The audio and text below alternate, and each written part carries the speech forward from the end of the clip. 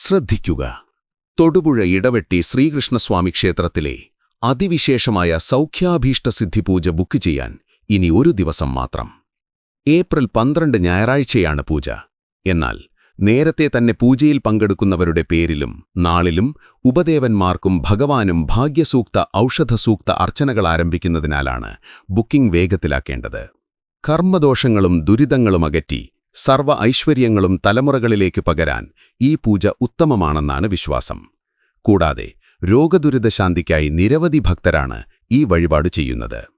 നേരിട്ട് വരാൻ കഴിയാത്തവർക്ക് ഓൺലൈനായി ബുക്ക് ചെയ്യാം. നിങ്ങളുടെ പേരിലുള്ള നാണയപ്പറ സമർപ്പണത്തിനു ശേഷം പ്രസാദവും നാണയവും തപാലിൽ വീട്ടിലെത്തിക്കുമെന്ന് ക്ഷേത്രം ഭാരവാഹികൾ അറിയിച്ചു.